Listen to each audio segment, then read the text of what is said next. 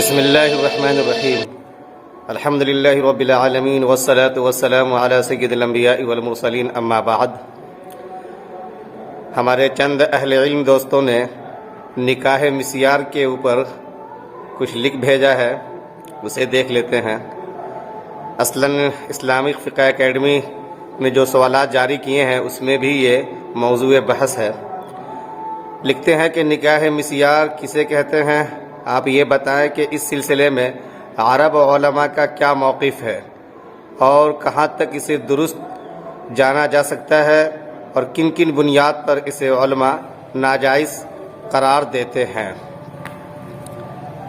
جہاں تک میں سمجھتا ہوں نکاح مسیار کے حوالے سے اگر ہم عام نکاح کے جو شرائط ہیں، جو ارکان ہیں، ان کو اگر دیکھیں اور پھر نکاح مسیار کے حوالے سے جو باتیں آتی ہیں ان کو ہم دیکھیں تو ایک چیز تو واضح ہو جاتی ہے کہ نکاح مسیار اور عام نکاح دونوں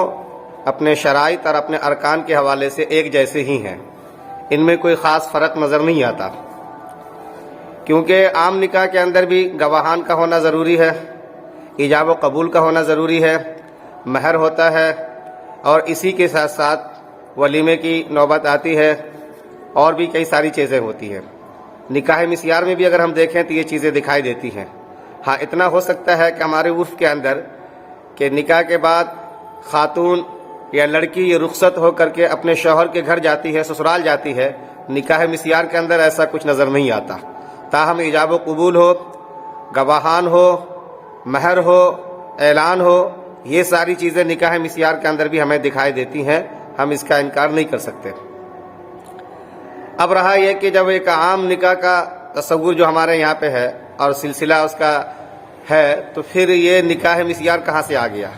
اور کئی ساتھی یہ کہتے بھی ہیں کہ نکاح مسیار کہیں نکاح متع تو نہیں، اب تک تو نکاح صحیح اور نکاح فاسد یا باطل کے ضمن میں نکاح متع کا ہم تذکرہ سنا کرتے تھے، یہ نکاح مسیار کیا ہے؟ لفظ مسیار اصل میں سارا یسیر سیرن و مسیرتن سے نکلا ہے، اس کے معنی آتے ہیں چلنا پھرنا، اور عرب علماء یہ کہتے ہیں کہ دراصل اس میں ہوتا یہ ہے کہ شادی کے بعد لڑکی تو چل کر کے رخصت ہو کر کے اپنے سسرال یا شوہر کے گھر نہیں آتی، البتہ شوہر ہی چل کر کے سفر کر کے اپنی بیوی کے پاس جایا کرتے ہیں، اس لیے اس کا نام نکاح مسیار پڑا ہے۔ اس میں ایک چیز ضرور ہوتی ہے جسے ہم اس کے نتیجے کے حوالے سے دیکھ سکتے ہیں، اور نکاح ہو جانے کے بعد آپسی تال میل میں کیا کچھ ہوتا ہے اس کے حوالے سے کہہ سکتے ہیں۔ وہ یہ ہے کہ عورت جو ہوتی ہے، جو بیوی بنتی ہے، وہ اپنے بہت سارے حقوق سے اپنے آپ کو دستبردار کر لیتی ہے۔ مثلاً وہ یہ کہتی ہے کہ مجھے مہر بھی نہیں چاہیے،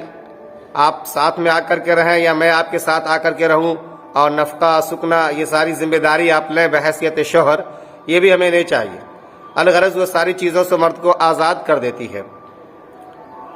اب آیا یہاں پہ کہ ایسا ہوتا کیوں ہے؟ یہ جب اس کیوں کا ہم جواب ڈھونڈیں گے تو پھر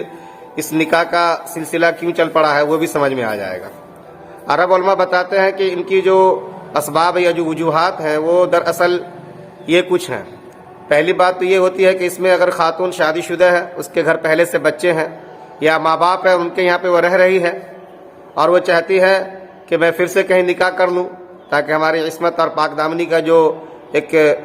مرحلہ ہے وہ ہمارا صحیح طریقے سے محفوظ رہے کسی کے نکاح میں جا کر کے، تو وہ نکاح کرتی ہے، لیکن شوہر کے ساتھ نہیں رہ سکتی، اسے رہنا اپنے ماں باپ کے ساتھ ہی، اسے رہنا اپنے بچوں کے ساتھ ہی، تو اپنے شوہر سے کہہ دیتی کہ آپ ہم سے نکاح کر لیں، آپ یہاں آ جایا کریں، ہم اور آپ ہمارے جو تقاضے ہیں وہ پورے کریں گے، تاہم یہ دنیاوی جتنی بھی امور ہیں، نفقہ سکنا یہ وہ ساری چیزیں آپ کو نہیں کرنی ہے، آپ اس سے آزاد ہیں۔ ایک تو وجہ یہ ہوتی ہے۔ دوسری وجہ یہ ہو سکتی ہے کہ مرد بسا اوقات یہ چاہتا ہے کہ میں دوسری شادی کر لوں لیکن پہلی کا حق متاثر نہ ہو، تو اب وہ جس کو اپنی نکاح میں لے رہا ہے اسے کہہ دیتا ہے کہ دیکھیے آپ کو ایک مرد کی اور نکاح کی ضرورت ہے، تو ہم اس کو کر لیتے ہیں شرعی طور سے، لیکن ہم آپ کا کوئی حق ادا نہیں کر پائیں گے، جو مہر ہے یا نفقہ ہے یا سکنا ہے، یہ ساری چیزیں، اور عورت اس سے راضی ہو جاتی ہے۔ بسا اوقات یہ بھی ہوتا ہے کہ کبھی لمبے سفر پہ جا رہا ہے انسان اور اس شہر کے اندر وہ بلا بیوی کے رہے اور اپنے آپ کو گناہوں میں دیکھتا ہے کہ ہم ملوث ہو جائیں گے، تو اس خطرے اور خدشات کے پیش نظر وہ نکاح کر لیتا ہے وہاں، اور جب تک رہتا ہے اس خاتون سے کہہ دیتا ہے کہ ہم آپ کے ساتھ رہیں گے، یہ بھی ہوتا ہے۔ تو اب یہاں پر یہ ساری چیزوں کو اگر دیکھتے ہوئے اس نکاح کی گنجائش نکالی جائے، اور علماء نے شروع میں نکالا بھی، اور انہوں نے یہ کہا کہ جب ہم دیکھتے ہیں کہ اس میں سارے شرائط، سارے ارکان نکاح صحیح والے پائے جاتے ہیں تو اس کا انکار کیوں کریں؟ لیکن اس کے جو نتائج سامنے میں آئے، بسا اوقات بہت سے لوگوں نے اس کو ایک کھلواڑ بنا لیا، چلتے پھرتے جہاں رکے وہیں نکاح کر لیا، اور الٹیمیٹلی بالآخر وہ نکاح متع والی شکل بنتی چلی گئی۔ یا پھر شادی تو کر لی لیکن بچے ہونے کے بعد باپ اس کے ساتھ رہنے رہا ہے، بچے وہاں جا کے رہتے نہیں ہیں،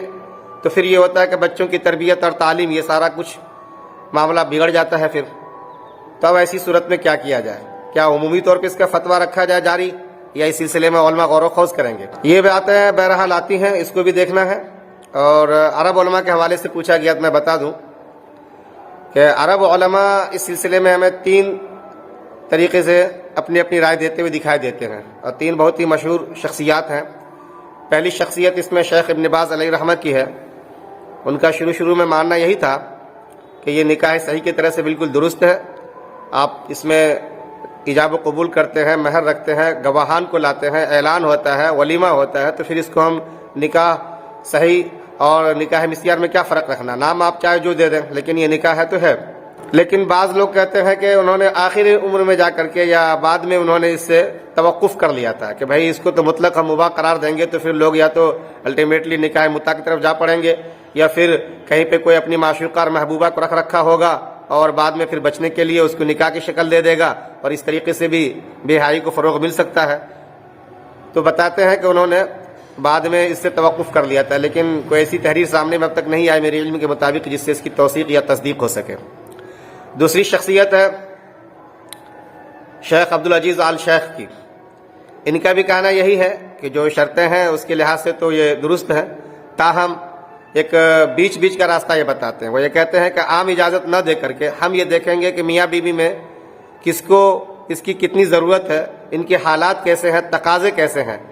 ان کے ضمن میں جا کر کے ہم اس کا جائزہ لیں گے، اور اگر مناسب سمجھیں گے تو پھر اس قسم کی نکاح جس میں عورت ساری حقوق سے اپنے آپ کو دستبردار کر لیتی ہے، شوہر کو آزاد کر دیتی ہے، یا شوہر بیچارے بھی چاہتا ہے کہ پہلے جو ہمارے گھر ہیں یا بچی بیوی بچے جو کچھ بھی ہیں ان کے حقوق متاثر نہ ہو، اس لیے اس عورت کو راضی کر کے اس کو اپنی نکاح میں لیتا ہے، تو اگر حالات اس کے تقاضے ایسے کرتے ہوں تو پھر وہ کہتے ہیں کہ گنجائش ہوگی، ورنہ بہرحال توقف کیا جائے گا اور اس کے عام طور پہ فتوے نہیں دیے جا سکتے۔ اور تیسری شخصیت ہے علامہ البانی کی۔ انہوں نے تو صاف ہی کہہ دیا کہ میں اس کو جائز ہی نہیں قرار دیتا، وہ کہتے ہیں کہ عام نکاح یا نکاح صحیح کے جیسا یہ ہے نہیں، اور ان کی نگاہ میں بہرحال 21ویں پارے کے اندر جو آیت ہے ازواجا لتسکنوا الیہا، اللہ تعالیٰ نے اپنی نشانیوں میں سے جو میاں بیوی اور شادی بیاہ کا جو ایک نظام ہے اس کو بتایا ہے، اور پھر میاں بیوی دونوں ایک ساتھ رہتے ہیں، ایک دوسرے کے لیے سکون کا سامان بنتے ہیں، اطمینان کا سامان بنتے ہیں، وہ چیزیں یہاں پہ بہرحال فوت ہو رہی ہے۔ تو ان کا کہنا ہے کہ سکن اور سکون جو ہے قرآن کریم نے میاں بیوی کے ایک اہم بنیاد میں شامل رکھا ہے، اور آپ اس کو چھوڑ رہے ہیں یہاں پر، شوہر کہیں رہے بیوی کہیں رہے، چل پھر کر کے بس شوہر وہاں چلا جائے کبھی کبھی اور بات ختم، اس کے علاوہ نہ تو کوئی ذمہ داری لینی ہے اور نہ کچھ کرنا ہے۔ تو کہتے ہیں کہ اس کی وجہ سے بھی، اور دوسری بات وہی کہ بچوں کی تربیت کا آخر کیا ہوگا، اس وجہ سے بھی وہ کہتے ہیں کہ نہیں، نکاح کے جو اصل مقاصد ہیں کہ نسل انسانی کا فروغ، ان کی تعلیم و تربیت اور پوری ذمہ داری کا لینا، یہ ساری چیزیں بہرحال اس میں کہیں نہ کہیں ختم دکھائی دیتی ہے، اور ایک قسم کے یہ صرف لذت کوشی کا سامان بن کر کے رہ جاتا ہے، تو ہم اس کی اجازت نہیں دے سکتے۔ تو علامہ البانی یہ کہتے ہیں کہ نہیں، اس کی اجازت نہیں ہوگی اور اس کو درست نہیں ٹھہراتے ہیں۔ تو اس طریقے سے علماء عرب کے موقف کو بھی آپ سامنے میں رکھ سکتے ہیں۔ ایک ساتھی نے پوچھا کہ آپ کا مطالعہ اس سلسلے میں کیا کہتا ہے، تو میں اس بین والے راستے پہ ہوں کہ بہرحال جو بھی ایسا کرنا چاہتا ہے، اس نکاح سے اپنے آپ کو گزارنا چاہتا ہے، تو عورت ہو یا مرد ہو، ان کے حالات کو اصلاً دیکھنے ہوں گے، اور حالات اگر اس کے متقاضی ہیں اور گناہوں میں ملوث ہونے کا خطرہ ہے، اور جنسی تقاضے کے حوالے سے ہو یا جو